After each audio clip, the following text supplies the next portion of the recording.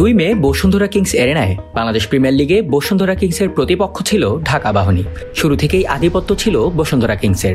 1-0 গোলে এগিয়ে থেকে প্রথমার্ধ শেষ করে স্বাগতিকরা। দ্বিতীয়ার্ধের শুরুতেই ম্যাচের দ্বিতীয় গোল করেন ফাহিম।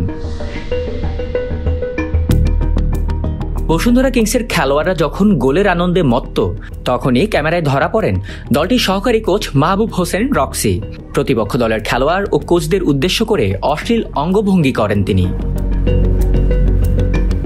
ফেসবুকে রক্সির সেই অশ্লীল অঙ্গভঙ্গির ভিডিও আপলোড করেন ঢাকা আবাহনীর হেড কোচ মারফুল হক।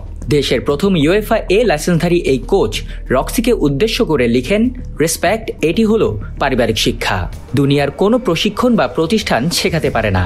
সেই পোস্টেই বেরিয়ে আসে বসুন্ধরা কিংসের সহকারী কোচ হিসেবে রক্সির আমলনামা। শুধু প্রতিপক্ষ দলের কোচ নয়, রক্সির এমন আচরণের তোলপাড় সোশ্যাল মিডিয়া। ক্ষোভ প্রকাশ করেন বসুন্ধরা কিংসের সাবেক খেলোয়াড়ও। ঢাকা আবাহনী কোচের আপলোড করা ভিডিওতে রক্সিকে উদ্দেশ্য করে বসুন্ধরা কিংসেরই সাবেক অধিনায়ক তাওহিদুল আলম সবুজ লিখেন, এই মানুষটার 0% অনেস্টি, 0% পার্সোনালিটি, 0% কোচিং নলেজ, আছে শুধু তেল। একই পোস্টে বসুন্ধরা কিংসের সাবেক ডিফেন্ডার রেজাউল রেজা লিখেন, উনি একটা বাজে লোক। আমি যখন বসুন্ধরায় ছিলাম তখন উনাকে বলেছিলাম আপনি কোচ হওয়ার যোগ্যতা রাখেন না, এর কারণ হলো তার বাজে আচরণ।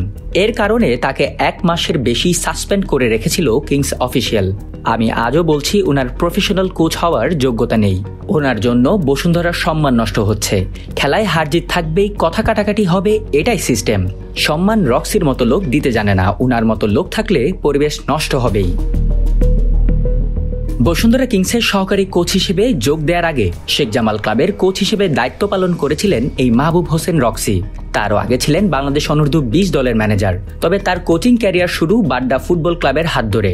1989 থেকে 1997 সাল পর্যন্ত বাংলাদেশ জাতীয় দলের হয়ে খেলেছেন রক্সি। বসুন্ধরা কিংস বনাম আবাহনী মধ্যকার সেই ম্যাচের শেষ বাঁশি বাজার আগ মুহূর্তে একসঙ্গে 3টি লাল কার্ড দেখিয়েছেন রেফারি। ম্যাচটি শেষ হওয়ার সময় একটি ফাউলকে কেন্দ্র করে গন্ডগোল বাঁধলে লাল কার্ড দেখতে হয় 2 দলের 3 খেলোয়াড়কে। ম্যাচ কমিশনার সুজিত কুমার ব্যানার্জি সেই উত্তেজনা থামানোর চেষ্টা করার সময় বসুন্ধরা কিংসের সাদউদ্দিন তার গায়েও হাত তোলেন বলে অভিযোগ ওঠে।